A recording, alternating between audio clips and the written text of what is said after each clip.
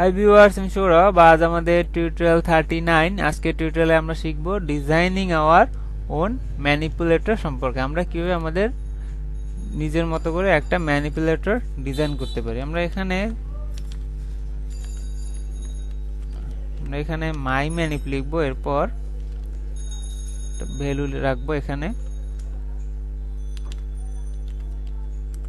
প্রোগ্রামটাকে যদি আমরা রান করাই তাহলে দেখতে পাবো মাই ম্যানিপ ওয়াজ নট ডিক্লেয়ার্ড। মাই ম্যানিপ নামে কোনো ম্যানিপুলেটর নেই। আমরা এই মাই ম্যানিপুলেটর আমরা ডিজাইন করতে পারি নিজেদের ইচ্ছে মতো। একটা ম্যানিপুলেটর ডিজাইন করতে হলে আমরা যা করব, এখানে আমরা একটা ফাংশন ইউজ করব। ফাংশন আমরা অপারেটর ওভারলোডিং এর মতো করে আমরা এটা করতে পারি। আউটপুট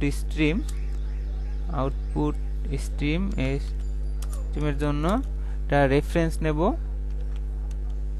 যার নাম মাই ম্যানিপ। নিলাম।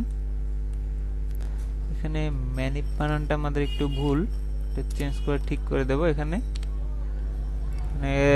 আর্গুমেন্টে আমরা আউটপুট স্ট্রিমের জন্য একটা রেফারেন্স অবজেক্ট তৈরি করব, সেটা দিয়ে দিলাম আউট। কাজ আমরা দেব আউট শো পজ, একই সাথে কাজ দিয়ে দেব শো পয়েন্ট। আমাদের অবশ্যই এই আউটপুট স্ট্রিমের জন্য যে অবজেক্টটা ক্রিয়েট করলাম রেফারেন্স অবজেক্ট, সেটা রিটার্ন করে দিতে হবে।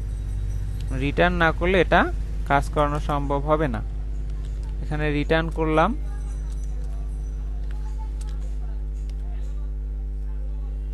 যদি এই প্রোগ্রামটাকে এখন রান করাই তাহলে দেখতে পাবো আমাদের এখানে যে ভ্যালু ছিল তার একটা প্লাস চলে আসছে, আর এইটা টোটাল 6 ঘর নিয়েছে। কারণ আমরা এই মাই ম্যানিপ এই একটা ম্যানিপুলেটর ক্রিয়েট করলাম।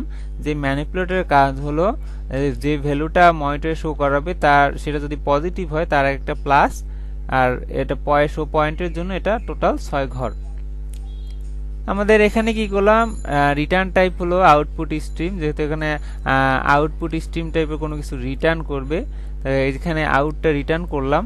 আর এখানে আউটের কাজটা ডিফাইন করলাম। আর আউট হলো আউটপুট স্ট্রিমের জন্য একটা রেফারেন্স অবজেক্ট। আর আমরা যে ম্যানিপুলেটরটা ক্রিয়েট করলাম এখানে একটা রেফারেন্স দিয়ে দিলাম মাই ম্যানিপ।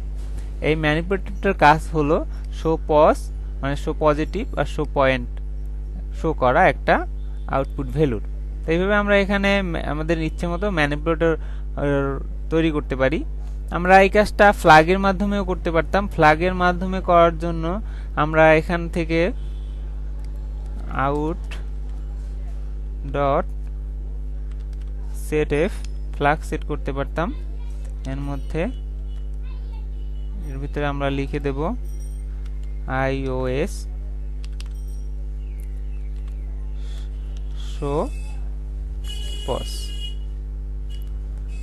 এরপর আমরা এটা একটু কেটে দেব, এখান থেকে এটা রান করব। তাহলে আমাদের এখানে শো পজ শো করলো। আমরা একই সাথে দুইটা করতে চাই, তাহলে এখানে আমরা অর দেব, পর iOS শো পয়েন্ট। প্রোগ্রামটাকে রান করব। তাহলে আমাদের এখানে পজিটিভ ভ্যালু এবং এটা টোটাল 6 ঘর শো করলো। এইভাবে আমরা আমাদের নিজের ইচ্ছে মতো একটা ম্যানিপুলেটর ডিজাইন করতে পারি। এরপরে এর মাধ্যমে আমাদের কাজে অনেক সুবিধা হয়। তো এই ছিল আজকের টিউটোরিয়াল। দেখা হবে পরের টিউটোরিয়ালে। Till then stay happy, programming এর সাথেই থাকুন।